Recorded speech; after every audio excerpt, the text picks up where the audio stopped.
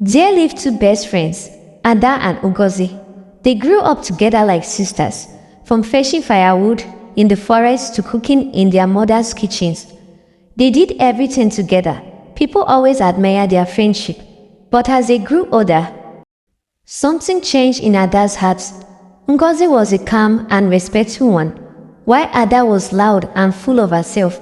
Men came and went in Ada's life, but Ngozi found love early and married a gentle and hardworking man named Chuka. He loved her with all his heart, treated her like a queen and provided everything she needed. Every time Ada visited Ngozi home, she would see Chuka cooking or washing clothes with his wife. Sometimes, Chuka would kneel and help Ngozi wear her slippers. Ada would smile outside, but inside, her heart was burning. Why her? Why not me? Ada would whisper to herself at night.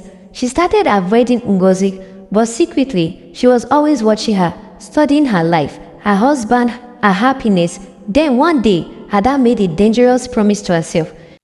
If I can't have this kind of life, then let me take it from her. I must take Chuka from her, even if it means she must die. That was the beginning of evil in her heart. One rainy evening, Ada invited Ngozi to her house. She served her pepper soup and palm wine. Ngozi drank it with a smile, not knowing that her own best friend had mixed poison in it. That night, Ngozi started vomiting blood. Before morning, she was gone. Chuka cried like a baby. He refused to eat. He refused to sleep. People came from all over the village to console him, but no one knew what Ada had done. She was even among those that cried the loudest during the burial. Months passed. Ada pretended to comfort Chuka, helping him with his children, cooking for him, washing his clothes. Slowly, she entered his heart. Chuka was weak from the pain and loneliness, and before long, he married Ada. At first, Ada was happy. She had finally gotten the life she wanted, a caring husband, a beautiful home, but her happiness did not last long. She became pregnant and gave birth to a baby boy, but something was wrong. The boy could not sit, could not talk.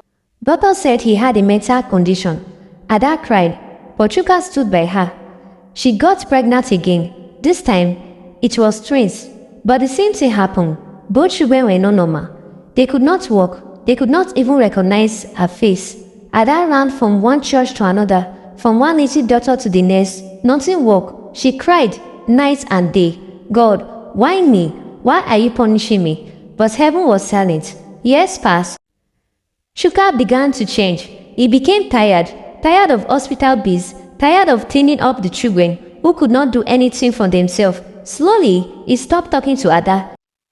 He stayed out late. He barely looked at her. Ada knew she had lost him, even though he was living under the same roof with her.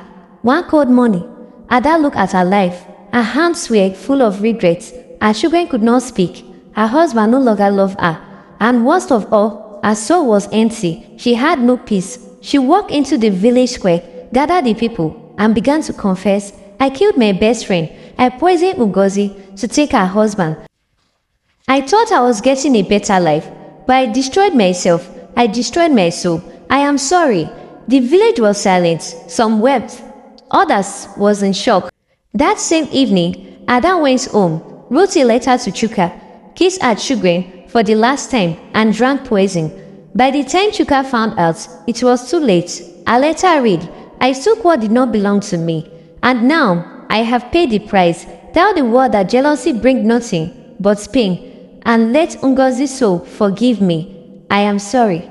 Moral of the story: jealousy is a silent killer. What you see in someone's life may not be yours to take. Let everyone be contented with what they have. Evil can give you what you want, but it will take everything you love in return. Thank you for watching. Please subscribe to my YouTube channel for more interesting stories.